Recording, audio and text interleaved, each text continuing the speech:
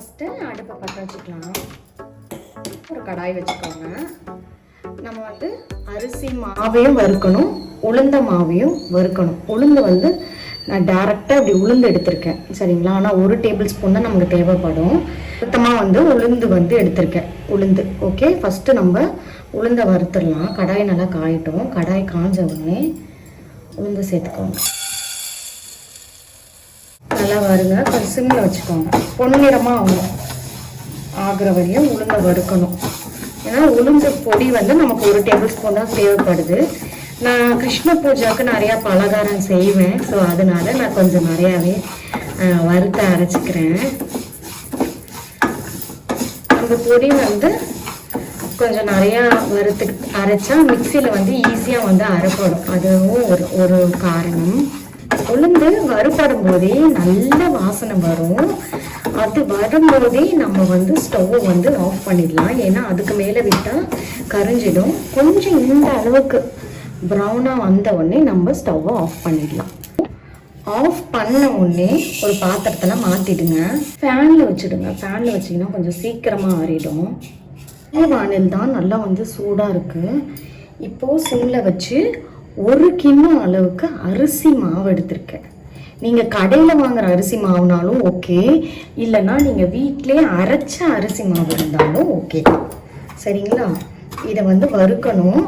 ஆனால் அரிசி மாவு வந்துட்டு கரிஞ்சிடக்கூடாது, கலரும் மாறிடக்கூடாது. அது வந்து இதே பியூர் ஒயிட்டில் தான் இருக்கணும்.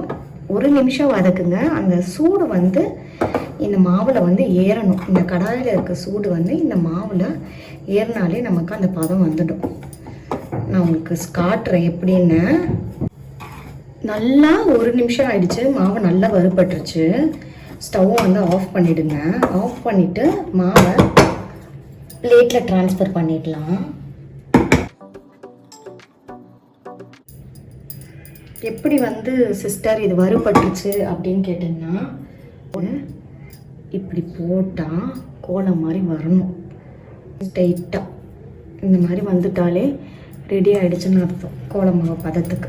அப்புறம்னா ஃபேன் காற்றுல நல்லா இந்த அரிசி மாவையும் அப்புறம் இந்த உளுந்தையும் ஆற வச்சுட போகிறேன். உளுந்தை வந்து மிக்சி ஜாரில் சேர்த்து பொடி பண்ணிக்க போகிறேன், சரிங்களா? மிக்சி ஜாரில் சேர்த்துக்கோங்க. நல்லா அரைச்சி எடுத்துக்க போகிறேன். நல்லா ஃபைனாக அரைச்சிக்கணும், சரிங்களா? நல்லா பொடி பண்ணி எடுத்துக்கிட்டேன். எடுத்துக்கோங்க. ஜலிக்கிற ஜல்லடை இருக்குது. இது 1 டேபிள் ஸ்பூன் அளவுக்கு உளுந்த மாவு சேர்த்துக்கிறேன்.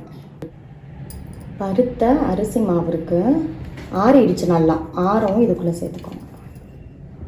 சேர்த்துட்டு நல்லா ஜலிக்கணும். ஜலிச்சாதான் மாவு வந்துட்டு கட்டிப்படாமல் இருக்கும். கட்டிப்படாமல் தான் நம்ம வந்து சீடை செஞ்சால் நல்லா சாஃப்டாக நல்லாயிருக்கும், வெடிக்காமே இருக்கும். 1 டேபிள் ஸ்பூன் பட்டர் சேர்த்துக்கோங்க. பட்டர் வந்து நல்ல ரூம் டெம்பரேச்சருக்கு இருக்கணும், இல்லைனா நீங்கள் உருக்கி கூட வெண்ணெய் சேர்த்துக்கலாம். இது நல்லா சாஃப்டாக இருக்குது பாருங்கள். இப்போது இதில் 1 டேபிள் ஸ்பூன் எள்ளு எடுத்திருக்கேன். எள்ளு வந்து சேர்த்துக்குவோம். 1 டேபிள் ஸ்பூன் சால்ட்டையும் உள்ளே சேர்த்துக்கோங்க. எல்லாம் இந்த மாதிரி கலந்து விட்டுக்கோங்க. பட்டர் வந்து எல்லா இடத்துலையும் மாவில் வந்து படுற மாதிரி நல்லா கலந்துக்கோங்க. கொஞ்சமாக தண்ணி சேர்த்துக்கோங்க. முறுக்குக்கு எப்படி மாவு பேசுவீங்க அதே அளவு தான். கொஞ்சமாக தண்ணி சேர்த்து பேசிக்கோங்க.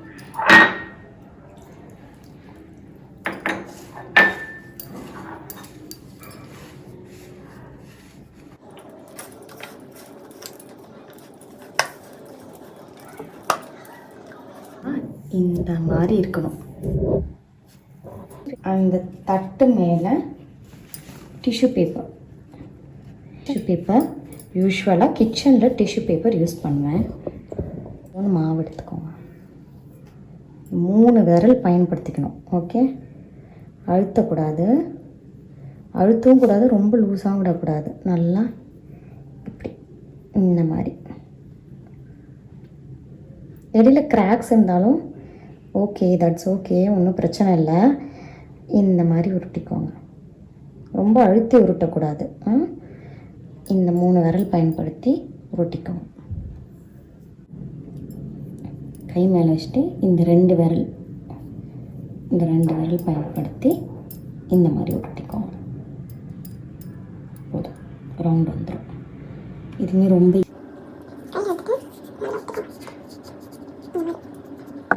உருட்டிட்டிங்கன்னா இப்படி ஈஸியாக இருக்கும்.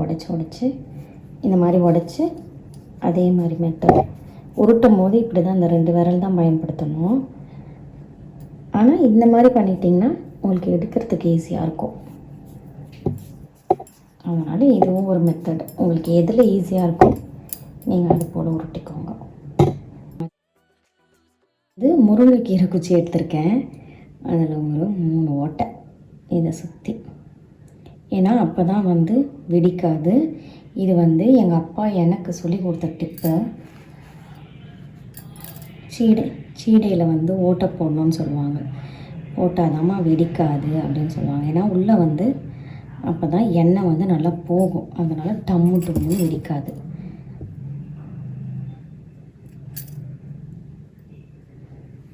நீங்கள் வந்து அந்த டூத் ஸ்டிக் யூஸ் பண்ணிக்கலாம்.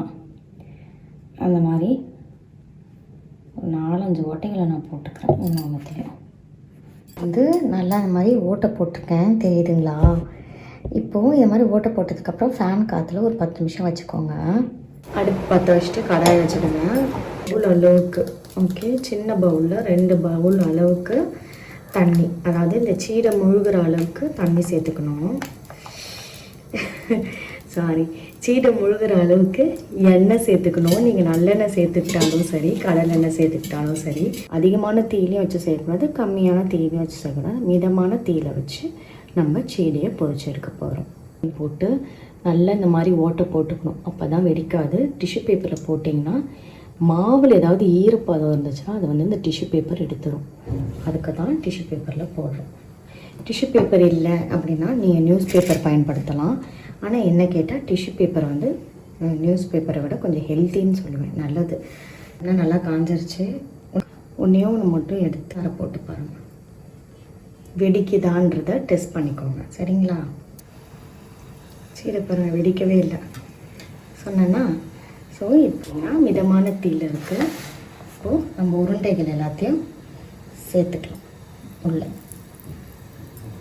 இந்த மாதிரி சேர்த்துக்கோங்க.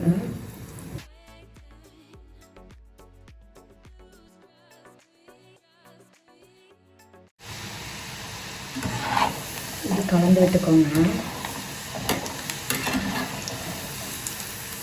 கொஞ்சம் நல்லா வெள்ளையாக இருக்குது, நல்லா பொன்னிறமாக வரணும். இன்னும் கொஞ்சம் நல்லா ப்ரௌன் ஆகட்டும். இந்த ஸ்டேஜில் கூட எடுத்தால் இது ஒரு டேஸ்ட்டாக இருக்கும். ஆனால் ப்ரௌன் ஆனால் அது கொஞ்சம் ஒரு டேஸ்ட்டாக இருக்கும். லைட்டாக கோல்டு ப்ரௌன் வரட்டும். நல்லா பாருங்க, அந்த முட்டை வந்து நல்லா அடங்கிடுச்சு. இந்த டைமில் நம்ம எடுத்துக்கலாம். இந்த அளவுக்கு கூட இருந்தால் போதும். எடுத்து டிஷ்யூ பேப்பர் வீட்டில் சேர்த்துக்கோங்க. இந்த சீடை ரெசிபி நீங்களும் உங்கள் வீட்டில் என்ன மாதிரியே செஞ்சு இந்த கிருஷ்ண ஜெயந்தியை அசத்துங்க. டிஷ்யூ பேப்பர்லேயே நல்லா ஆற வச்சிடுங்க. ஆறுனதுக்கப்புறமா ஒரு ஏர்டைட் கண்டெய்னரில் போட்டு வச்சுக்கலாம். இதே மாதிரி என்னோட எல்லா வீடியோக்கும் சப்போர்ட் பண்ணுங்கள் ஃப்ரெண்ட்ஸ். அடுத்த வீடியோவில் உங்களை பார்க்குறேன். தேங்க்யூ, பாய்.